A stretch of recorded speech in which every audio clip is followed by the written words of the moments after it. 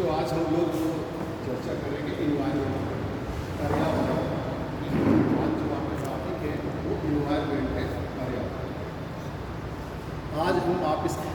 आज हम और आप इसके विषय में बेसिक कॉन्सेप्ट जो है उस पर चर्चा करेंगे। ठीक, नेक्स्ट टाइम पर आपका जो इन्वायरमेंट पोल्यूशन है एंड क्लाइमेट चेंज को कल बात करेंगे। तो आज हम इन्वायरमेंट की बेसिक चीज़ें क्या होती है उन पर चर्चा करेंगे। तो ये इन्वायरमेंट जो है ये वास्तव में फ्रेंच वर्ड इन्वायरनर से लिया गया है। ये जो इन्वायरमेंट शब्द है आपका वो फ्रेंच वर्ड इन्वायरनर से लिया है।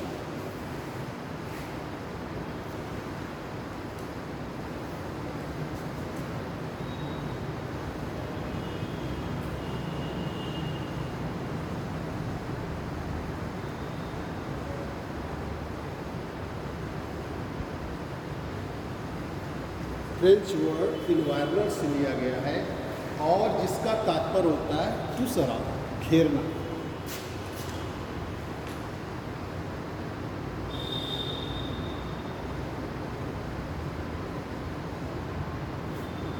घेरना मतलब जो हमें चारों तरफ से घेरे हुए।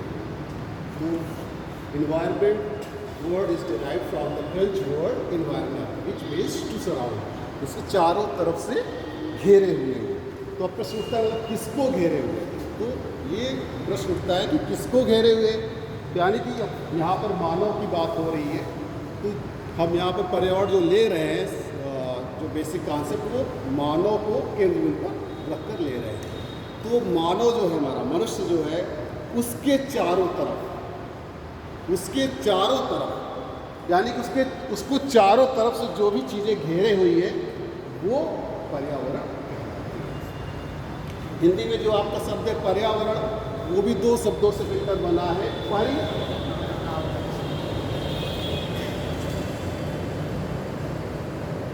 आवरण।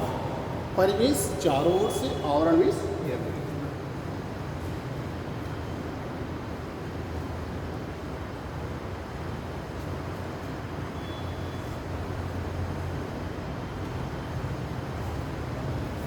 परिधन आवरण, परिवेश चारों ओर से और आवरण मीन्स घेरे हुए। कहने का तात्पर्य है कि जो भी चीज़ें हमें चारों तरफ से घेरे हुए हैं वो क्या कहलाता है? पर्यावरण कहलाता है। हमारे चतुर्दिक जो फैला हुआ क्षेत्र है वो पर्यावरण कहलाता है। All the surrounding area of us is known as environment. मतलब हम अगर बीच में खड़े हुए हैं तो हमारे चारों तरफ जो भी चीज़ें आपको दिख रही है वो सब क्या है? पर्यावरण के तत्व, एलिमेंट्स ऑफ द इन्वायरमेंट, जो भी चीज़ें दिख रही है। अब इसमें आपको दो तरीके की चीज़ें दिख सकती है, एक जैविक चीज़ें दिख सकती है और एक अजैविक चीज़ें दिख सकती है, एक बायोटिक और एक अबायोटिक। तो आपको चारों तरफ बहुत सारी चीज़ें दिखाई देती है अपने, जैसे आप देख रहे हैं सौरिक जो है प्रकाश देख रहे हैं, सूर्य का प्रकाश, तापमान टेम्परेचर देख रहे हैं, रिलीफ उच्चावच देख रहे हैं, सॉइल मिट्टी देख रहे हैं, मतलब बहुत सारी वेजिटेशन वनस्पति देख रहे हैं। बहुत सारी चीज़ें आपको अपने चारों तरफ दिखाई दे रही है। इसी प्रकार विभिन्न प्रकार के जो है आपको जीव जंतु और जैसे मनुष्य है, जीव जंतु हैं और माइक्रो ऑर्गेनिज्म, सूक्ष्म जीव है, ये सब चीज़ें आपको अपने चारों तरफ दिखाई देती है। तो ये सब क्या है? ये सब पर्यावरण के तत्व हैं। अब जिनमें से जो चीज़ें अजैविक है, अबायोटिक है, वो भौतिक पर्यावरण या भौतिक तत्व के जो है भौतिक तत्व कहलाते हैं। और जो चीज़ें आपकी जिनमें जान है यानी कि बायोटिक है, जैविक है, वो जैविक पर्यावरण के तत्व कहलाते हैं। तो इस तरीके से आप देखते हैं कि हमारे चारों तरफ बहुत सारी जो है चीज़ें आपको दिखाई पड़ती हैं जो वास्तव में पर्यावरण के तत्व हैं। अब इन्हीं तत्वों के माध्यम से पर्यावरण के तत्व भले अजैविक है लेकिन वो मानव के जीवन और विकास को प्रभावित करते हैं। मानव का जीवन जो है और उसका जो विकास हो रहा है वो अपने पर्यावरण के तत्वों से ही हो रहा है। जैसे आपकी एग्रीकल्चर करते हैं, किसमें करते हैं? मिट्टी में करते हैं। अगर सॉइल नहीं होती तो आप एग्रीकल्चर कहाँ करते हैं? इसी तरीके से रिवर्स है, नदियाँ हैं जिनसे आपको जल मिल रहा है। आपकी क्लाइमेट है, जलवायु है, वर्षा और तापमान, मतलब टेम्परेचर और रेनफॉल, ये भी देखिए मानव के जीवन के विकास को प्रभावित करते हैं। जहाँ पर जलवायु जो है, जैसे भूमध्य रेखीय क्षेत्र है, वहाँ पर जलवायु देखिए आप, हमेशा तापमान उच्च होता है, high temperature and high rainfall वहाँ की कैरेक्टरिस्टिक्स है, विशेषता है। वहाँ पर कभी भी शीत ऋतु नहीं होती, पूरे वर्ष भर ग्रीष्म ऋतु पाई जाती है। उच्च वर्षा और उच्च तापमान होता है, जिससे हाई रेनफॉल की वजह से जो मिट्टी की ऊपरी परत होती है वो क्या हो जाती है, उसका निश्चालन हो जाता है, लीचिंग हो जाती है, जिससे वहाँ की मिट्टी उपजाऊ नहीं होती। इसी तरीके से डेजर्ट है, आपका मरुस्थल है, वहाँ पर आपको वहाँ का पर्यावरण दूसरी तरीके से प्रभावित करता है। पर्वतीय क्षेत्र है, वहाँ पर दूसरी तरीके से प्रभावित करता है। तो कहने का तात्पर्य है कि ये भले अजैविक चीज़ें हैं, लेकिन मानव के विकास को और मानव के जीवन को, जो भी इन्वायरमेंट की डिफिनीशन दी गई, परिभाषा दी गई, वो मानव के विकास को ध्यान में रखकर दी गई। यानी कि जो मानव के चारों तरफ जो फैले हुए आपके तत्व है, वो मानव के विकास को और मानव के जीवन को प्रभावित करते हैं। इस बात को ध्यान में रखकर पर्यावरण की या इन्वायरमेंट की डिफिनीशन दी गई। जैसे फिटिंग, हमारे जो वैज्ञानिक है,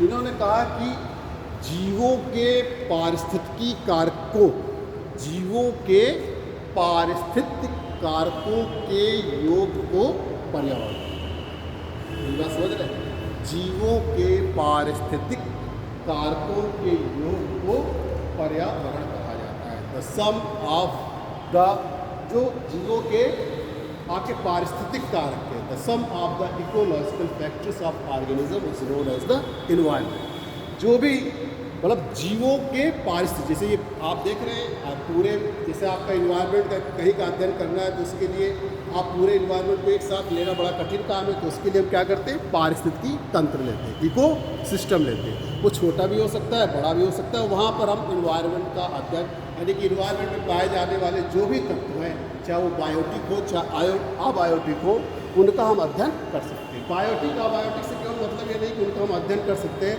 इसमें उनके अंदर क्या जो है रिएक्शन होते हैं, क्या क्रिया होती है, उसका अध्ययन किया जाता है। कि बायोटिक अबायोटिक, जैविक अजैविक के बीच भी क्रिया होती है और जैविक जैविक के बीच भी क्रिया होती है। जैसे गाय है और मनुष्य, उनके बीच भी क्रिया हो रही है, और मिट्टी है और मनुष्य है, उसके बीच भी क्रियाएँ हो रही है। तो इन चीज़ों का अध्ययन किया जाता है। इसके लिए चूँकि आप ऐसे कह दिया जाए कि आप जैविक और जैविक अजैविक के बीच अध्ययन करें, तो आप सोचेंगे हम कहाँ पर अध्ययन करें। लेकिन अगर उसको कोई निश्चित क्षेत्र दे दिया जाए, जैसे कह दिया जाए आपको भूमध्य रेखीय क्षेत्र, या आप एक छोटा सा क्षेत्र ले कह दें बांदा क्षेत्र में, बांदा का जो शहरी क्षेत्र है, वहाँ पर जैविक और जैविक अजैविक के बीच जो है अंतर संबंधों का आप अध्ययन करेंगे तो आसानी से कर लेंगे। तो पारिस्थितिकी तंत्र से एक निश्चित इकाई मिल जाती है। पारिस्थितिकी तंत्र से भूतल की एक जो है भौगोलिक निश्चित इकाई मिल जाती है, जहाँ पर आपको पर्यावरण का अध्ययन करना है। तो जो भी डिफिनीशन दी गई, जो भी पर्यावरण के बारे में जिन्होंने डिफिनीशन दिया हमारे वैज्ञानिकों ने, उन्होंने मानव के विकास को ध्यान में रखा। इसीलिए कहा कि जीवों के पारिस्थितिक कारकों का योग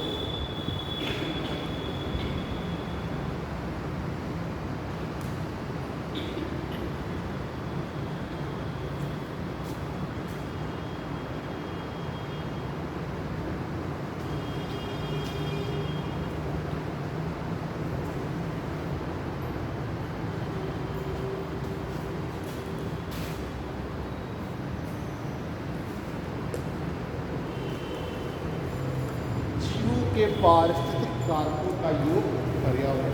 ये एक बार एग्जाम में पूछा गया था, इसलिए हमने इस क्वेश्चन को लेंगे। एक बार पूछा गया था कि जीवों के पारिस्थितिक कारकों का योग पर्यावरण कहलाता है। इसका स्टेटमेंट है, इसने कहा। तो फिटिंग ने इसको कहा था, जीवों के पारिस्थितिक कारकों का योग पर्यावरण कहलाता है। The sum of the ecological factors of an organism is known as the environment. जो भी पर्यावरण में जो पारिस्थितिकी कारक, जो हमने बताया कि इकोलॉजिकल फैक्टर्स वही है जो इन्वायरमेंट के फैक्टर्स है, यानी कि बायोटिक और अबायोटिक। जो आप जैविक चीज़ें देख रहे हैं वो सारी चीज़ें जैविक और अजैविक वो पारिस्थितिक कारक ही है। जो परिस्थितिक जो आपके पारिस्थितिकी में पाए जाते हैं, यानी कि जो आपके पारिस्थितिकी तंत्र में पाए जाते हैं, इकोसिस्टम में पाए जाते हैं, उनसे मानव के जीवन का विकास कैसे होता है और मानव के जीवन को कैसे प्रभावित करते हैं, उस चीज़ को हम पर्यावरण। तो ये फिटिंग की डेफिनेशन। तो जीवों के पारिस्थितिक कारक, यानी कि जो जीव जिस तरीके के इन्वायरमेंट में रहता है उससे वो प्रभावित होता है। जैसे हमने आपको बताया कि जैसे चावल की खेती है, तो चावल की खेती आप कब करते हैं? ग्रीष्म ऋतु में ही करते हैं, क्योंकि उसको उच्च तापमान और उच्च वर्षा की आवश्यकता होती है, high temperature and high rainfall की आवश्यकता होती है। इसीलिए हम उस समय चावल की खेती करते हैं। ग्रीष्म ऋतु तो शीत ऋतु में हम गेहूँ की खेती करते हैं, क्योंकि उस समय हमें लो टेम्परेचर और क्या कहते हैं लो रेनफॉल की जरूरत होती है उसको। तो इसीलिए हमने जो है शीत ऋतु में गेहूँ की खेती करना आरंभ किया और ग्रीष्म ऋतु में चावल की खेती आरंभ किया करना। क्यों? क्योंकि इस तरीके से हम जो है अपने जीवन का विकास करते हैं। कहने का तात्पर्य जो पर्यावरण के तत्व है उन्हीं के अनुसार हमारे जो जीवन और हम मानव का जो विकास हो रहा है उसी के अनुसार। ठीक।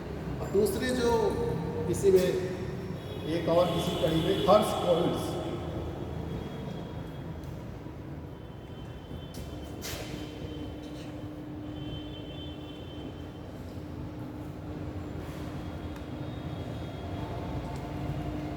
हर्शकोविट्ज़ जो भूगोलवेत्ता है, उन्होंने बताया कि जो भी हमारी बाहरी जो बाह्य दशाएं हैं, जो भी हमारी बाह्य दशाएं और मानव को प्रभावित करने वाले जो कारक हैं उनका जो सम होता है, जो उनका योग होता है, वो पर्यावरण कहलाता है। यानी कि इन्होंने कहा कि प्राणी के जीवन और विकास को प्रभावित करने वाली बाह्य दशाएं और प्रभावों का जो योग होता है वो क्या कहलाता है? पर्यावरण।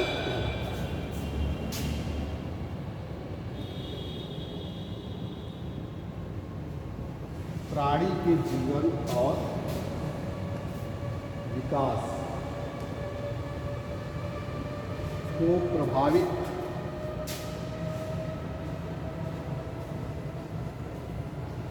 करने वाली बाह्य दशाएं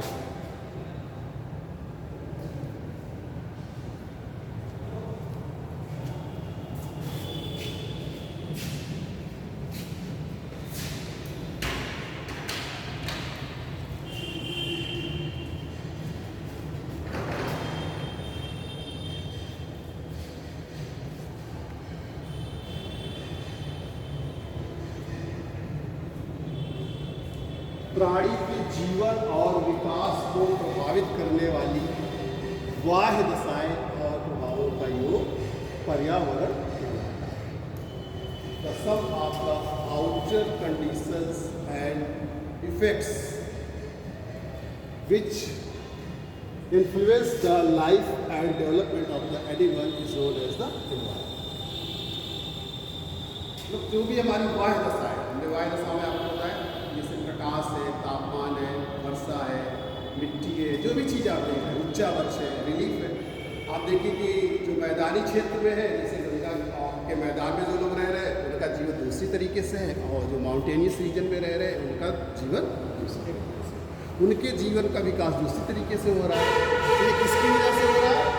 जो हमारे पर्यावरण के यानी जीव प्राणी के जीवन और विकास को प्रभावित करने वाली बाह्य दशाएं और प्रभाव, जो ये बाह्य दशाएं हैं यानी कि जो आउटर कंडीशन है, जो आपके पर्यावरण में विभिन्न प्रकार की जो सर्कमस्टेंसेस है, परिस्थितियाँ हैं, उनका और उनके द्वारा जो प्रभाव हो रहा है मानव के ऊपर या मानव के विकास में, उसका योग जो होता है क्या कहलाता है? पर्यावरण। हमने आपसे पहले ही कहा था कि पर्यावरण मानव के विकास को ही ध्यान में रखकर डेफिनेशन ये बात समझ में आ गई आपको? अब जो है हम आपको बताएंगे कि पर्यावरण के घटक क्या हैं, कंपोनेंट्स क्या हैं।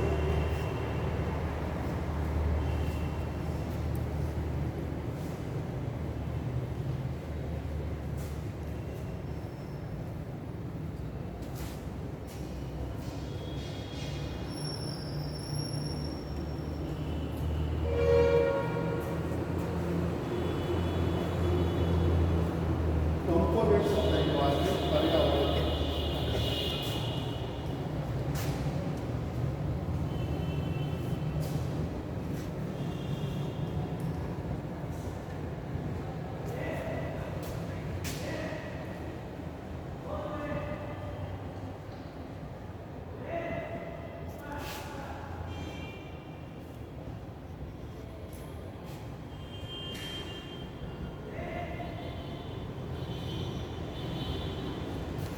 पर्यावरण के घटक।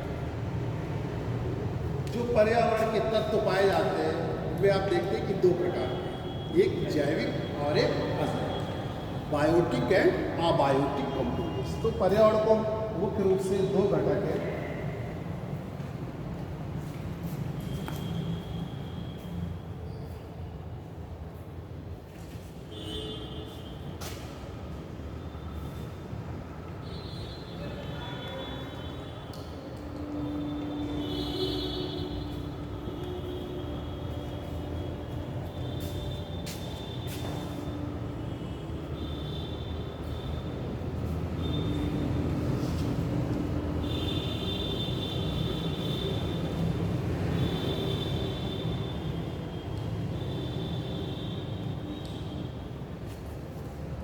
Biotic components and abiotic components, जैविक घटक एंड अजैविक। कभी कभी आपको बुकों में मिल जाता है कि पर्यावरण के लिए 3 घटक, जहाँ पर ऊर्जा घटक को, एनर्जी कंपोनेंट को, जो अजैविक से अलग है, इसलिए कंफ्यूज ना होइएगा। पर्यावरण के मुख्य रूप से 2 ही घटक हैं, बायोटिक कंपोनेंट्स, अबायोटिक कंपोनेंट्स। और अगर ऊर्जा घटक को, एनर्जी कंपोनेंट्स को हम अजैविक घटक से अलग कर दें तो वो 3 बुकों में कहीं कहीं आपको 3 भी मिलेगा, और देखो 2 भी मिलेगा। उसमें कंफ्यूज आप मत होइएगा। जब एग्ज़ाम में तो आता है कि पर्यावरण के कितने घटक होते हैं, ज़्यादातर एग्ज़ाम में पूछा जाता है, लेकिन वहाँ 2 या 3 दोनों नहीं रहते। ऑप्शन जो दिए जाते हैं या तो 2 रहेगा या तो 3 रहेगा। तो पर्यावरण के घटक 2 होते हैं, एक अबायोटिक कंपोनेंट्स अजैविक घटक और दूसरा बायोटिक कंपोनेंट्स। यही जो कंपोनेंट्स पाए जाते हैं, जैसे आपके अबायोटिक कंपोनेंट्स में हमने बताया कि जैसे ऊंचा बच्चे रिलीफ है, और सॉयल हो गई, मिट्टी हो गई, क्लाइमेट है, जलवायु है, जिसके अंतर्गत से टेम्परेचर एंड रेनफॉल, और एनर्जी कंपोनेंट जो आपका ऊर्जा संगठक है। इन सब चीज़ों से जैविक घटक, जो भी हमारे जैविक घटक है वे प्रभावित होते हैं। इनका जीवन, जो भी जैविक घटक है, जैविक घटक है तो पेड़ पौधे हैं और पक्षी है, जीव जंतु है, और माइक्रो ऑर्गेनिज्म है, सूक्ष्म जीव। तो ये सब जो है प्रभावित होते हैं। ये सब जो अबायोटिक कंपोनेंट्स होते हैं उनसे प्रभावित होते हैं। पेड़ पौधे देखिए प्रभावित होते हैं, भूमध्य रेखीय क्षेत्र है वहाँ पर इस प्रकार की वनस्पति पाई जाती है, सदाबहार एवरग्रीन फॉरेस्ट पाए जाते हैं भूमध्य रेखीय क्षेत्र। मैं आपको ये बता रहा हूँ कि देखिए पेड़ पौधे, जीव जंतु कैसे एक जो है हमारे अबायोटिक कंपोनेंट से प्रभावित होते हैं। तो पेड़ पौधे देखिए आप अलग अलग क्षेत्रों में अलग अलग पाए जाते हैं। मैंने एग्जाम्पल के लिए दिया कि भूमध्य रेखीय क्षेत्र में जो सदाबहार पाए जाते हैं, जबकि हमारा टुंड्रा रीजन है, जो शीत जोन है, कोल्ड जोन है, वहाँ पर शंकुधारी वन पाई जाती है, कोनिकल फॉरेस्ट पाई जाती है। डेजर्ट में आप देखिए, मरुस्थलीय भागों में देखिए आपके झाड़ियाँ पाई जाती हैं कांटेदार, या तो आपके बेर के पेड़ है, बबूल के पेड़, वो भी वर्षा पर डिपेंड करता है। जहाँ पर मान लीजिए 25 सेंटीमीटर से कम रेनफॉल होती है, वहाँ पर जो है आपके कांटेदार और क्या कहते हैं झाड़ियाँ ही पाई जाती है। जहाँ पर 50 से 25 के बीच में होती है, वहाँ पर आपके बेर के पेड़ है और ये बबूल के पेड़ है, ये सब। तो अब ये मैं बता रहा था कि कैसे जो है पेड़ पौधे जो है अबायोटिक कंपोनेंट हमने भूमध्य रेखीय क्षेत्र का क्या कहते हैं एग्जाम्पल दिया, वहाँ पर सदाबहार वन पाए जाते हैं, एवरग्रीन फॉरेस्ट पाए जाते हैं। क्यों? क्योंकि वहाँ पर जो है उच्च वर्षा और उच्च तापमान पाया जाता है, हाई रेनफॉल और हाई टेम्परेचर पाया जाता है। सूर्य जो है वो भूमध्य रेखीय क्षेत्र पर पूरे वर्ष पर लगभग लंबवत चमकता है। वैसे तो 21 मार्च और 23 सितंबर को ही सूर्य लंबवत चमकता है, लेकिन लगभग लंबवत पूरे वर्ष भर चमकता है। इसीलिए वहाँ पर जो है पूरे वर्ष भर तापमान उच्च रहता है। और सूर्य की ही वजह से, सूर्य की किरणें पड़ने की वजह से ही जब पृथ्वी की सतह हमारी गर्म हो जाती है तो वहाँ पर जल का वाष्पीकरण होता है, जो संवहन तरंगों द्वारा ऊपर की ओर जाती है, आर्द्रता और वर्षा होती है। वहाँ पर कैसी रेनफॉल होती है? कन्वेंशनल रेनफॉल होती है, संवहनी वर्षा होती है। पहले पृथ्वी की सतह गर्म होती है तो पृथ्वी की सतह का जो जलीय भाग है उसका वाष्पीकरण होता है और प्रत्येक दिन वर्षा होती है। आपने पढ़ा होगा 3 और 4 जो है 3 और 4 ओ क्लॉक रेनफॉल कहते हैं, 3 और 4 बजे की वर्षा कहते हैं, प्रत्येक दिन वर्षा होती है। तो ये किस वजह से हो रहा है? केवल टेम्परेचर की वजह से हो रहा है। तापमान चूँकि वहाँ पर अधिक है इस वजह से हो रहा है। अब जब high temperature and high rainfall है तो वहाँ पर जो है सदाबहार वन पाए जाते हैं, यानी कि वहाँ पर बहुत घने जंगल पाए जाते हैं। इतने घने जंगल पाए जाते हैं कि उनमें आप घुस जाइए तो प्रकाश आपको अंदर अंधेरा एकदम छा जाता है। इसीलिए उनमें होड़ लगी रहती है। सभी वृक्षों में क्या लगी रहती? होड़ लगी रहती है कि हमको प्रकाश मिल जाए, हमको सूर्य का प्रकाश मिल जाए, हमको सूर्य का प्रकाश मिल जाए। इसीलिए वहाँ के वृक्ष जो होते हैं भूमध्य रेखीय क्षेत्र के सबसे लंबे होते हैं, सबसे अधिक ऊंचाई वाले वृक्ष वहीं पर पाए जाते हैं। एवरग्रीन फॉरेस्ट इसलिए कहा जाता है क्योंकि यहाँ के जो वृक्ष होते हैं वो सभी एक साथ अपनी पत्तियाँ नहीं गिराते। कभी कोई पेड़ गिरा रहा है, कभी किसी प्रकार के वृक्ष गिरा रहे हैं, कभी किसी प्रकार के वृक्ष गिरा रहे हैं। इसलिए कभी भी पूरा जंगल, पूरा वन क्षेत्र जो होता है वो पत्ती विहीन नहीं होता है। इसलिए इसको सदाबहार वन कहते हैं, एवरग्रीन फॉरेस्ट कहते हैं। अब देखिए यहाँ पर जो रहने वाली जनजातियाँ हैं भूमध्य रेखीय क्षेत्रों पे आप जाएंगे, जैसे अफ्रीका का भूमध्य रेखीय क्षेत्र है जो जायरे और कांगो, यहाँ पर जो है पिग्मी जनजाति के लोग रहते हैं। और ये जनजातियाँ कहाँ रहती हैं? पेड़ों में अपनी झोपड़ियाँ बनाकर, पेड़ों के ऊपर अपनी झोपड़ियाँ बना के रहते। हम इसलिए आपको बता रहे हैं कि आप देखिए कि कैसे मानव और जीव जंतु दोनों अपने जो वाह कारक है उनसे कैसे प्रभावित हो रहा है। पिग्मी जनजातियाँ नीचे नहीं रह सकती, नीचे रहने को से आसानी क्या जरूरत है कि वो पेड़ पौधों में, पेड़ों के ऊपर जाकर अपनी झोपड़ियाँ बनाए। और तो लोग नहीं बनाते हैं, और सब लोग तो जो है दूसरी जो जनजातियाँ दूसरी जगहों पर रहती हैं वो जमीन में बनाते हैं, लेकिन भूमध्य रेखीय क्षेत्र पर ही क्यों बनाते हैं? तो उसका मुख्य कारण तो पहले अब इतना घना जंगल होता है, बहुत सारे जो है वो जो जंगली जानवर होते हैं उससे इनको अपनी रक्षा करनी पड़ती है। इसलिए ये पेड़ों के ऊपर अपनी झोपड़ियाँ बनाकर। दूसरा उदाहरण आप देखिए, जो शंकुधारी वन है, कोनिकल फॉरेस्ट है, जो आपके टुंड्रा रीजन में पाए जाते हैं, उनकी पत्तियाँ कैसी होती है? कोनिकल, नुकीली होती है। किस लिए नुकीली होती है? यहाँ की पत्तियाँ तो चौड़ी होती है और वहाँ की पत्तियाँ नुकीली होती है। उनका शेप कैसे होता है? कोनिकल के रूप में होता है, शंक्वाकार होता है, क्योंकि वहाँ पर जो वर्षा होती है वो हिमपात के रूप में, किसके रूप में होती है? हिम के रूप में होती है, स्नोफॉल होता है। और वो अपने जो पेड़ है अपनी रक्षा करने के लिए इस तरीके का जो है शेप जो है बनाए रहते हैं, जिससे कि बर्फ गिरती है तो तुरंत जो है आप नीचे खिसक कर जमीन पर आते हैं, उनको नुकसान नहीं पहुँचता। तो वहाँ पर वहाँ की क्लाइमेट, वहाँ का रेनफॉल और टेम्परेचर, जो कि वहाँ रेनफॉल भी कम है और टेम्परेचर भी कम है, तापमान भी कम है और रेनफॉल भी कम है, और रेनफॉल जो होती है हिम के रूप में। इसलिए पेड़ अपनी सुरक्षा करने के लिए इस तरीके से अपना रूप बनाते हैं। साथ ही वहाँ पर जो जनजातियाँ रहती हैं, एस्किमो जनजाति रहती है, वो अपना बर्फ इग्लू, जिसे आप जानते होंगे, एस्किमो जनजाति इग्लू में निवास करती है, जिसके घर जो होते हैं इग्लू कहते हैं। वो बर्फ की क्या कहते हैं झोपड़ियाँ बना के, बर्फ की जो है गुफाएँ बनाकर उसमें रहते हैं। तो दोनों में कितना अंतर? केवल क्लाइमेट के कारण। इसी तरीके से डेजर्ट में चले जाइए, मरुस्थलीय क्षेत्र में चले जाइए, मरुस्थलीय क्षेत्र में आप जाएंगे तो वहाँ पर ना अधिक तापमान है, टेम्परेचर तो अधिक है, लेकिन रेनफॉल तो कम। वर्षा और अधिक तापमान के कारण वहाँ पर जो झाड़ियों के रूप में हमको वनस्पति मिलती है, कटीली झाड़ियाँ मिलती हैं, नागफनी मिलती है, बबूल के पेड़ मिलते हैं। कभी आप देखिए बेर के पेड़ होते हैं, उनकी पत्तियाँ कैसी होती हैं, एकदम गोल गोल होती हैं, छोटी छोटी। वो अपने वाष्पीकरण कम करने के लिए कि पेड़ से जो है पत्तियों से वाष्पीकरण कम, इस तरह से कभी कभी आप देखिए कि वो ऐंठन के रूप में ले लेती है, मतलब मोड़दार हो जाती है, सीधी सीधी नहीं रहती, जिससे कि वाष्पीकरण कम हो सके, जिससे उनका अस्तित्व बना। वाष्पीकरण अधिक हो जाएगा तो पानी की कमी हो जाएगी, तो पत्तियाँ गिरेंगी।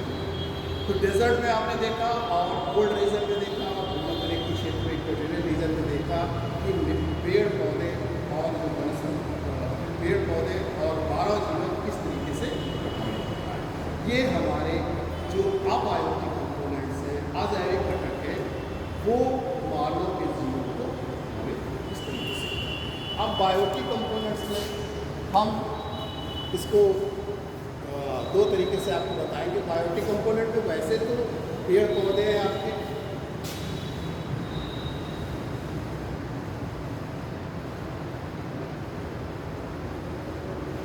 जीव जंतु हैं, मानव स्वयं है और सूक्ष्म जीव। ये हमारे बायोटिक कंपोनेंट्स के घटक हैं। लेकिन कभी कभी क्वेश्चन आता है, जिससे आईएएस में पूछा गया था कि write short notes on the biotic components, जैविक घटकों पर एक शार्ट नोट्स, एक टिप्पणी लिखी, तब आपको इतने से काम नहीं चलता है। तो कहीं पर हम दो तरीके से आपको बताएंगे कि कैसे आपको लिखना है।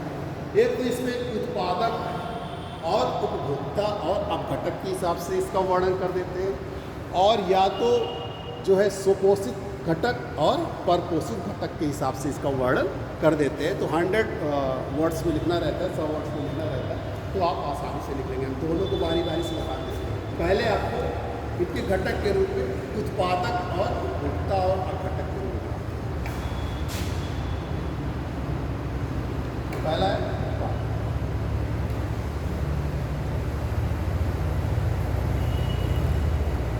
एक ही चीज़ केवल उसके ऑर्डर करने का तरीका, उत्पादक, प्रोड्यूसर।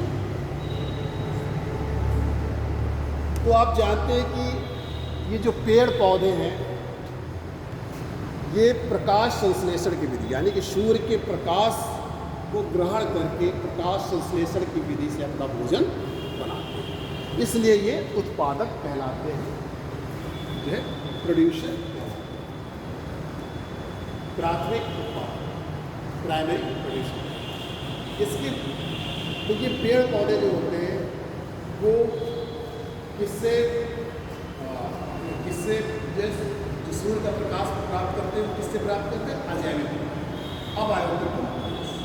यानी अबायोटिक कंपोनेंट्स के अंतर्गत ही हमारी एनर्जी है। और आप जानते हैं कि solar energy is the main driving force of the environment. पर्यावरण का जो मुख्य वाहक एनर्जी क्या है? सूर्य है। इसको आपको याद रखना है। पर्यावरण या इकोसिस्टम एक ही बात है। पारिस्थितिकी तंत्र में एक सीमाएँ निश्चित हो जाती है, जिसे उसको सिस्टम कह दिया गया, और पर्यावरण एक व्यापक है। लेकिन इसके भी घटक और जो आप पर्यावरण पर पढ़ा रहे हैं वही सेम चीज़ है, केवल उसकी सीमाएँ निश्चित हो जाती हैं इकोसिस्टम। क्योंकि हम पूरे पर्यावरण का एक साथ अध्ययन करने में कठिनाई महसूस करते हैं, इसलिए हम जो पारिस्थितिकी तंत्र ले लेते हैं, एक कोई सिस्टम ले लेते हैं जिसमें हम आसानी से इसका अध्ययन करें। जैसे एक गौशाला ले लिया, एक तालाब ले लिया, तो आप आसानी से वहाँ पर बायोटिक और अबायोटिक कंपोनेंट्स के मध्य जो अंतर क्रियाएँ होती हैं उनका अध्ययन कर सकते हैं। इसलिए बायोटिक अबायोटिक कंपोनेंट्स एनवायरनमेंट के भी वही होते हैं और वही सिस्टम के देखिए। उत्पादक प्रोड्यूसर, जो पेड़ पौधे जो होते हैं, हरे पेड़ पौधे, वो सूर्य का प्रकाश ग्रहण करके और अपना भोजन स्वयं करते हैं, यानी कि अपना भोजन का उत्पादन स्वयं करते हैं। इसके लिए उत्पादक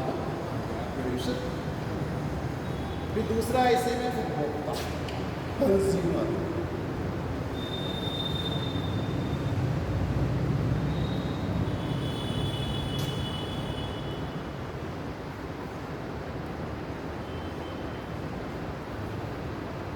उपभोक्ता, कंज्यूमर।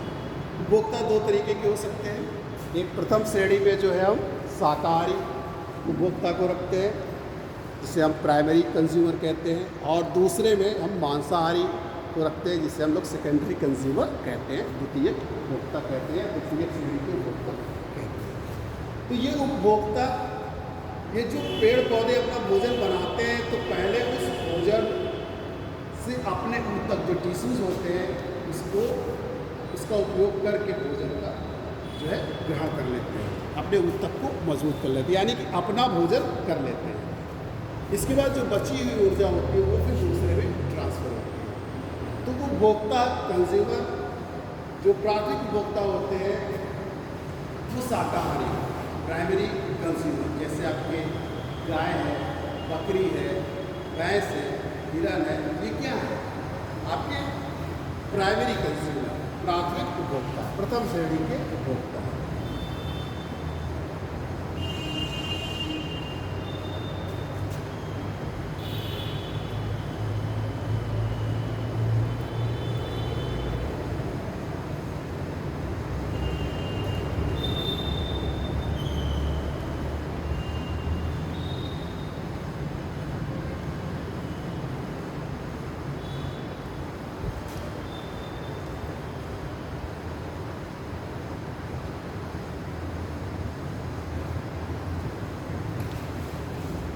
प्रथम श्रेणी के जो उपभोक्ता होते हैं वो अपने भोजन के लिए जो है पेड़ पौधों पर निर्भर है।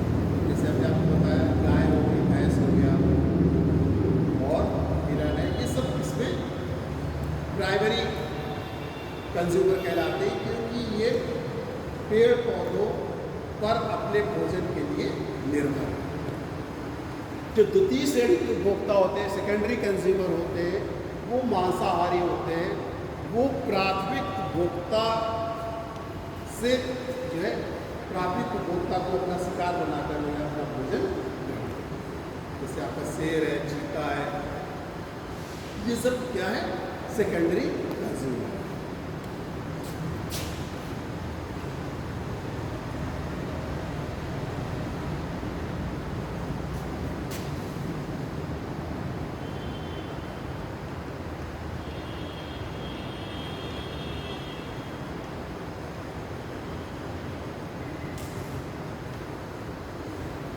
तीसरे नंबर पे आपका अपघटक, डिकम्पोजर।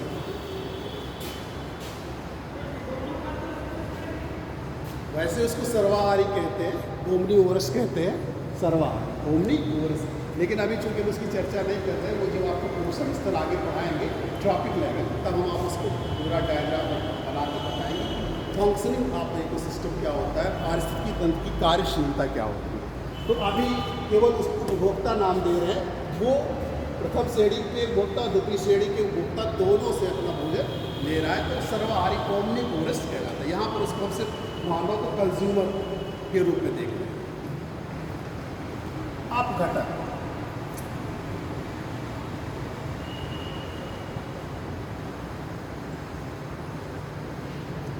डिकम्पोजर। अपघटक जैसे इसका नाम है डिकम्पोजर, इनका काम क्या है?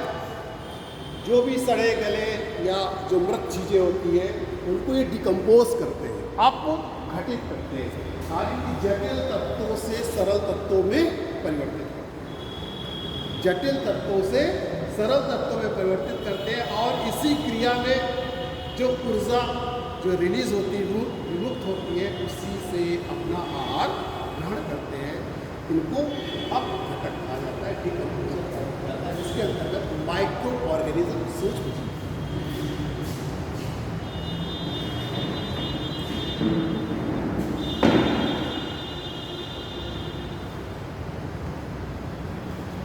जैसे आप कभी देखिए सड़क पर दुर्घटना हो जाती है, आपको गाय जो है मरी पड़ी, खाने वाला कोई नहीं है। लेकिन आप देखते हैं जब भी आप रोज उसके पास से गुजरते हैं तो आप देखते हैं धीरे धीरे धीरे धीरे कम होता है और उसके इर्द गिर्द असंख्य जो है माइक्रो ऑर्गेनिज्म सूक्ष्म जीव आपको देखने को मिलेंगे। नहीं तो अगर गाय मर गई थी तो उसी तरीके से पड़ी रहनी चाहिए थी, लेकिन आप देखते हैं 3-4 दिन में वो पूरी तरीके से समाप्त हो जाती है। तो कौन करता है? माइक्रो ऑर्गेनिज्म करते हैं, अब घटक इस काम को करते हैं, उनका अपघटन करते हैं, उनको डिकम्पोज करते हैं। डिकम्पोज करने से क्या होता है कि जो जटिल तत्व होते हैं वो सरल तत्व में परिवर्तित हो जाते हैं और पुनः पृथ्वी पर जो पृथ्वी की मिट्टी उसमें मिल जाते हैं और इन्हीं तत्वों को पेड़ पौधे पुनः पोषक तत्वों के रूप में बनाते हैं। तो आप जो बात कर रहे थे तो जैसे प्राइमरी प्रोड्यूसर है, सबसे पहले उसने पेड़ पौधे ने पोटास को निर्माण करके पोटास संश्लेषण की विधि से फोटोसिंथेसिस मैकेनिज्म से अपने भोजन का निर्माण, उसने अपने तक को किया, यानी कि अपने अपना विकास किया। इसके बाद उस पर जो प्राइमरी कंज्यूमर थे हमारे प्रथम श्रेणी के उपभोक्ता थे, उन्होंने उस पेड़ पौधे से अपना भोजन प्राप्त किया। फिर तीसरा उसी में से जो द्वितीय श्रेणी के उपभोक्ता थे, उन्होंने प्रथम श्रेणी के उपभोक्ताओं को जो शाकाहारी जीव थे उनसे जो है अपना भोजन ग्रहण किया। मानव जो है दोनों से ग्रहण करता है, शाकाहारी भी होता है, मांसाहारी भी होता है, उसको उन्हीं वर्ष करते हैं। और प्रत्येक स्तर पर जो है जो भी जीव जंतु ये सब मरते हैं उनका अपघटक, उनका जो है अपघटक के द्वारा जो जैविक जो क्या कहते हैं जटिल तत्वों को सरल तत्वों में परिवर्तित कर देते हैं, ताकि ये पोषक तत्व जो उनके सरल तत्व है वो पृथ्वी पर मिट्टी में मिले और उनको पुनः पेड़ पौधे जो है ग्रहण कर लेते हैं और पेड़ पौधे फिर अपना भोजन पुनः बनाते हैं। तो इस तरीके से सूर्य के प्रकाश में पोषक तत्वों की उपस्थित नहीं भोजन वो बना, इस तरीके से ये साइकिल चलती रहती है। नहीं तो अगर इस तरीके हो कि अगर उनका भटक रहा हो तब तो यहाँ पर बहुत सारे रोज जो एक्सीडेंट होते हैं, लाशों का ढेर लग जाए और हमारा पर्यावरण पहले से कहीं अधिक बहुत अधिक हो सकता है। इस तरीके से ये अपघटक जो है ये काम करता है और इसी को हम दूसरी तरीके से आपको दिखाते हैं सुपोषित और परपोषित घटक। तो आप चाहे इस तरीके से लिख सकते हैं एग्जाम में। और एक दूसरा इसका है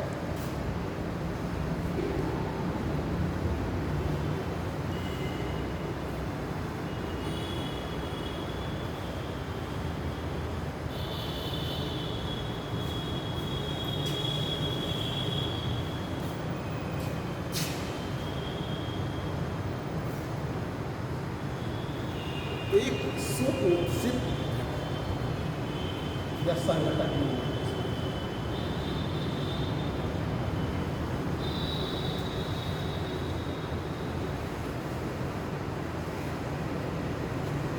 और दूसरा इसका परपोषित।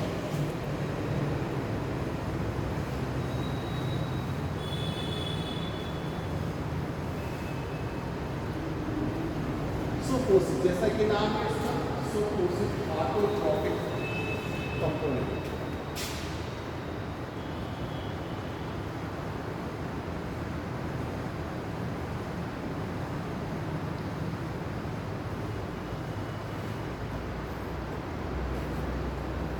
मतलब ये अपना भोजन स्वयं से पोषित होते हैं, इनको ये किसी दूसरे पर अपने भोजन के लिए निर्भर नहीं।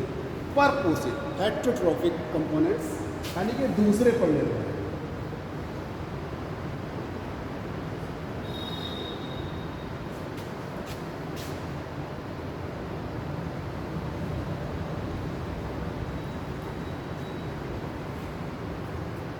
जो पेड़ पौधे वनस्पति अपना भोजन स्वयं बनाते वो सुपोषित संगठक ऑटोट्रॉपिक कंपोनेंट्स कहते हैं। और जो जैविक कंपोनेंट्स जैविक घटक जो है दूसरों पर निर्भर होते हैं, अपने भोजन के लिए दूसरों पर निर्भर होते हैं, उसे हम परपोषित संगठक कहते हैं। अब ऑटोट्रॉपिक कंपोनेंट से इसमें दो तरीके के हो जाते हैं। एक तो जो पेड़ पौधे होते हैं वो अपना भोजन प्रकाश संश्लेषण की विधि से बनाते हैं, जिसे हम फोटोसिंथेसिस जो है कहते हैं। हाँ हाँ, जैविक घटक ये आपके भोजन को ग्रहण करते हैं,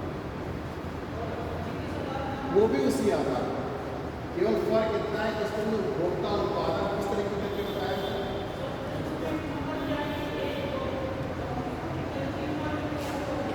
नहीं, ऐसे नहीं है कि हम आपको 60 नोट्स बता रहे हैं लिखने के लिए, उसमें ये पूछा जाएगा कि आप जो सपोजिट संगठक इसमें से कौन, तो आपको उस तरीके से लिखना है, या उसमें ज़्यादा जो क्वेश्चन आता है ये तो आपको हम लिखने के लिए बताते हैं, वैसे उसमें जो क्वेश्चन आता है वो उत्पादक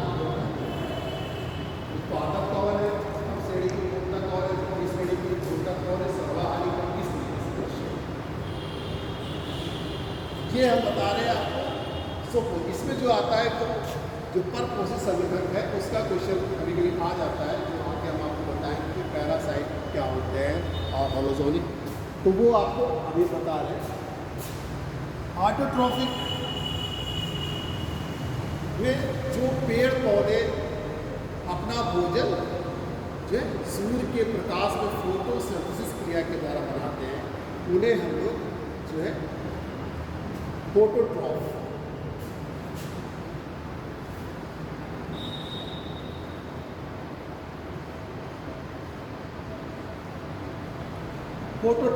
कहते हैं, जो फोटोसिंथेसिस क्रिया के द्वारा बनाते हैं। और जो जीव जंतु या पेड़ पौधे, मतलब हरे पेड़ पौधे तो आपके इसी से बनाते हैं, जो प्रकाश को ग्रहण करते हैं और फोटोसिंथेसिस के द्वारा बनाते हैं, जो रासायनिक विधि से अपना भोजन ग्रहण करते हैं, उनको केमोसिंथेसिस प्रोसेस कहते हैं और उनको केमोट्रॉफ कहते हैं।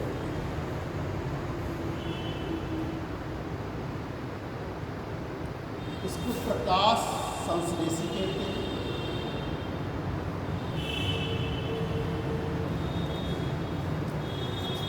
और इसको रसायन संश्लेषण।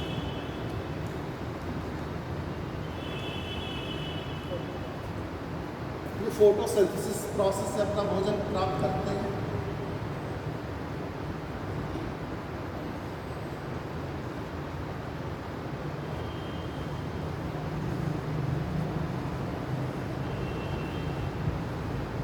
और ये केमोसिंथेसिस।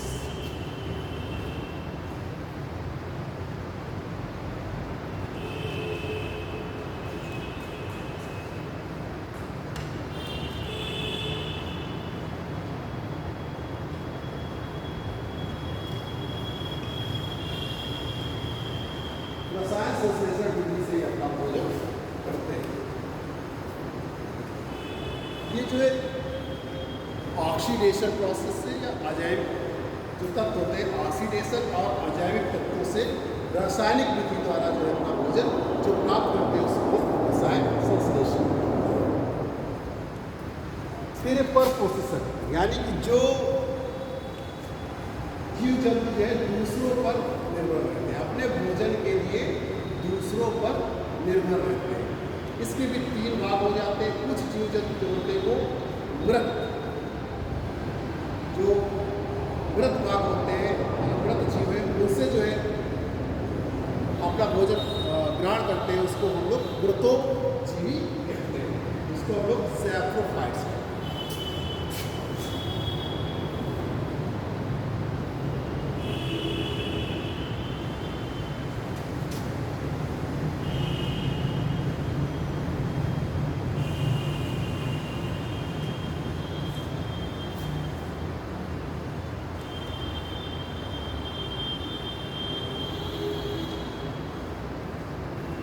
मृतोजीवी यानी ये मृत पदार्थों से या मृत जीवों से जो है अपना भोजन जो है घुलनशील पदार्थ के रूप में लेते हैं, तो इसे हम लोग मृतोजीवी कहते हैं। सैप्रोफाइट्स ये आते हैं, ये पूछे जाते हैं मृतोजीवी क्या होते हैं और परजीवी क्या होते हैं, पैरासाइट्स क्या होते हैं, मृतोजीवी क्या होते हैं। तो ये जो है मृत जो जीव होते हैं उनसे ये ऑर्गेनिक कंपाउंड्स के जो है घोलक के रूप में अपना भोजन प्राप्त करते हैं। दूसरा है परजीवी पैरासाइट्स, जो दूसरों पर निर्भर रहते हैं, अपने भोजन के लिए दूसरों पर निर्भर रहते हैं, उनको परजीवी कहते हैं। तीसरा है समप्राण होलोजोनिक,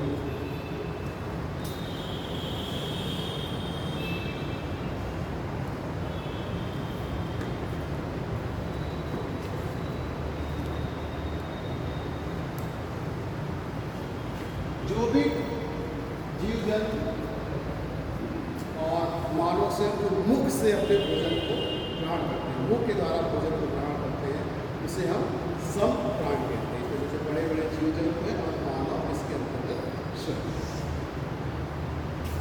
तो ये परपोषित के जो है अंतर्गत प्रोटोपजीवी, परजीवी, समप्राण, ये आपको याद रखना, ये आता है। और ये भी आता है प्रोटोट्रॉफ और केमोट्रॉफ,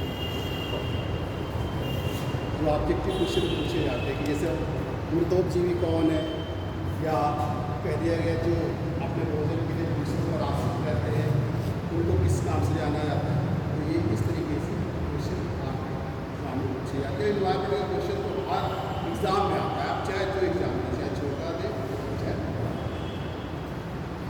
अब अजैविक घटक है। अजैविक घटक में बहुत सारी चीज़ें आप देख रहे हैं। इसमें हमने बताया कि सूर्य का प्रकाश, सौर प्रकाश, तापमान हो गया,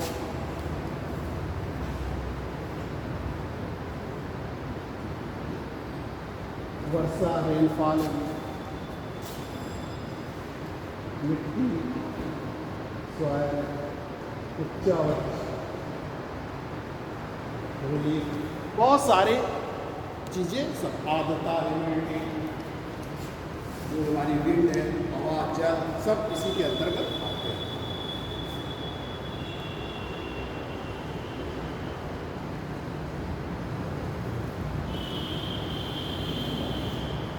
इसी के अंतर्गत कई में हमने बताया जो कंपोनेंट्स होते हैं, इसी बुक में आपको 3 देखने को मिल जाएगा। एनर्जी कंपोनेंट, ये ऊर्जा घटक।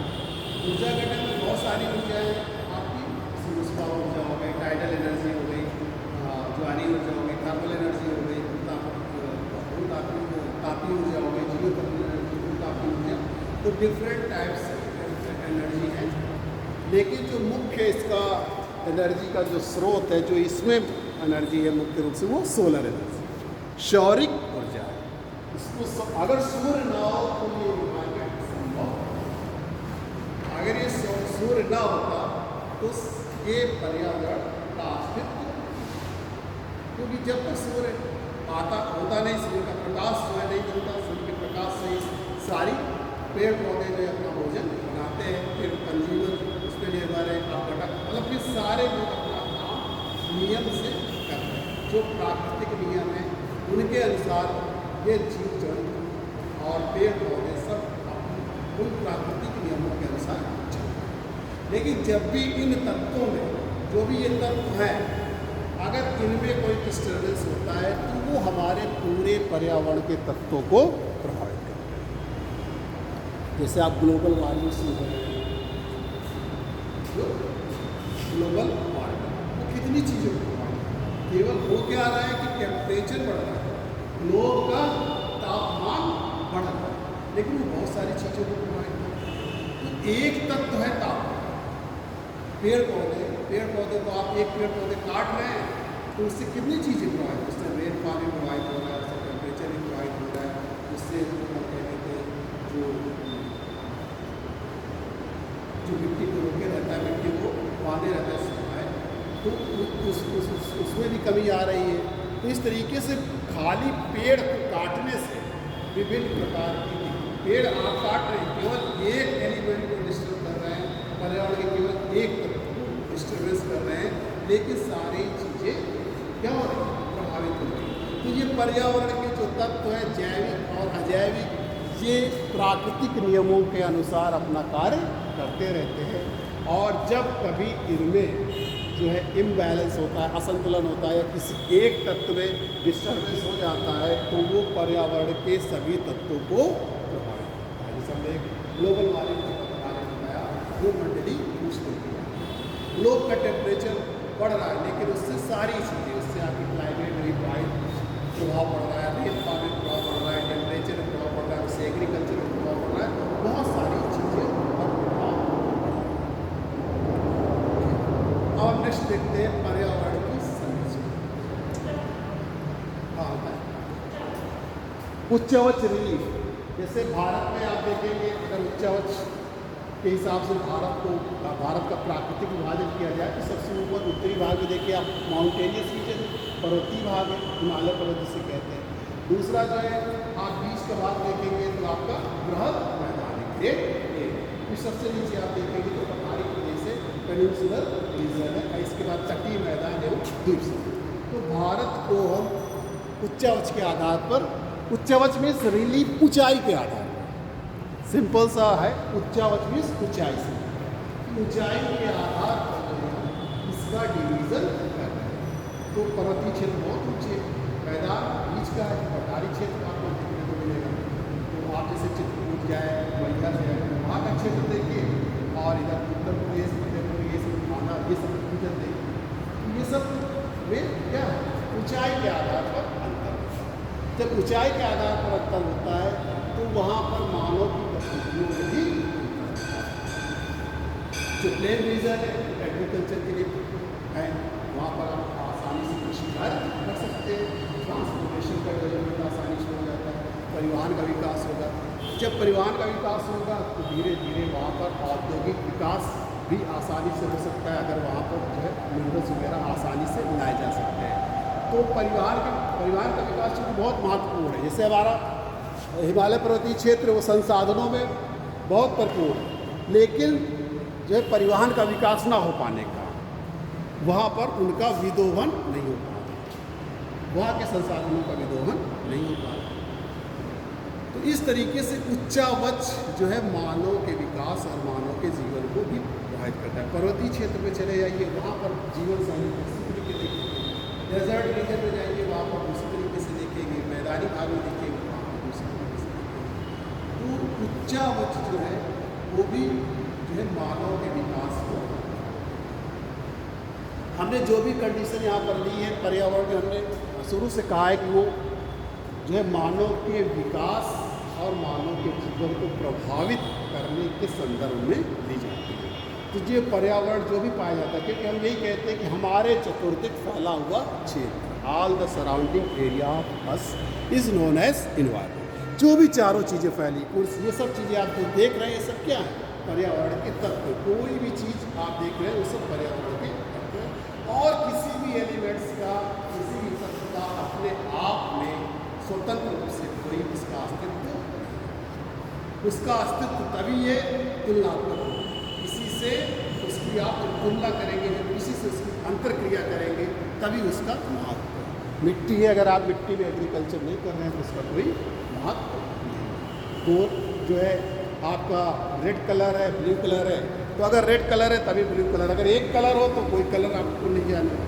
तो हर किसी भी चीज़ का अपने आप में अलग महत्व या अलग स्वतंत्र रूप में उसका कोई अस्तित्व नहीं है। जो भी एक पर्यावरण का एलिमेंट्स है उसका अपने आप में स्वतंत्र रूप से कोई अस्तित्व नहीं है, उसका एक दूसरे से तुलनात्मक रूप में ही अस्तित्व है, उसका एक दूसरे से अंतरक्रियाओं का ही अस्तित्व है। इसीलिए पर्यावरण के तत्वों में जो अंतरक्रियाएँ होती हैं मानव पर्यावरण को प्रभावित करता है और पर्यावरण से मानव प्रभावित भी है। अभी हम आगे पहले आपको पर्यावरण की संरचना पढ़ा लेते हैं, फिर हम आपको बताएंगे मानव पर्यावरण संबंध क्या है और उसका रूप कैसे बदल रहा है। चेंजिंग रिलेशनशिप में मानव का जो मानव पर्यावरण का संबंध है उसका बदलता हुआ स्वरूप क्या है वो हम आगे आपको बताएंगे। पहले हम पर्यावरण की संरचना देख लेते हैं, क्योंकि पर्यावरण की संरचना भी क्वेश्चन पूछा जाता है कि describe the structure of the atmosphere, structure of the environment.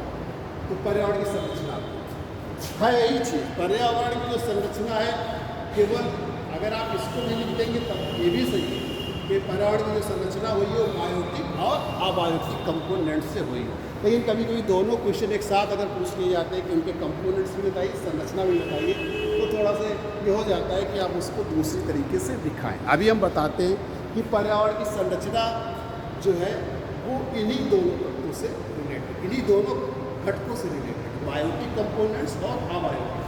क्योंकि अबायोटिक कंपोनेंट्स से बायोटिक कंपोनेंट्स है, इन्हीं से मिलकर ही पर्यावरण की संरचना, पर्यावरण की रचना होती है।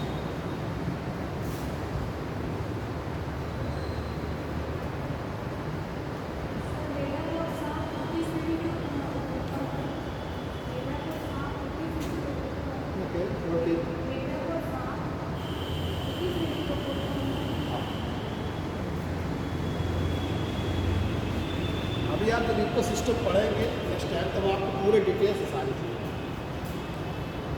अभी चूँकि हमको जो टॉपिक पढ़ा रहा है उसको खत्म करें।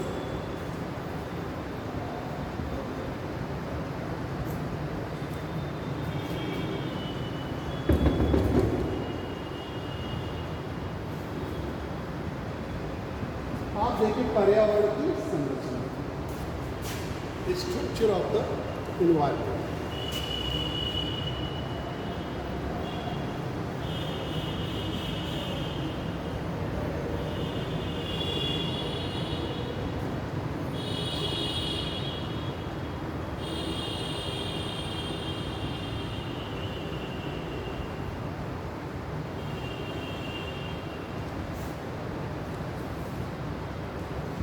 हमने आपको बताया कि इस पर्यावरण की जो संरचना हुई है वो बायोटिक और अबायोटिक, जैविक और अजैविक घटकों से मिलकर ही हुई है।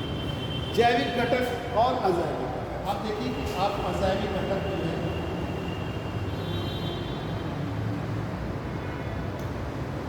इसमें आप जैसे स्थल हो गया, वायु हो गई और जल। जैविक घटक में देखिए जो आपका जैविक चीज है, यहाँ पर जैविक क्रिया है। तो अजैविक घटक में जो हम लेते हैं स्थल, वायु, जल, ये सारी चीजें जो आपको दिखाई पड़ रही है वो स्थल मंडल,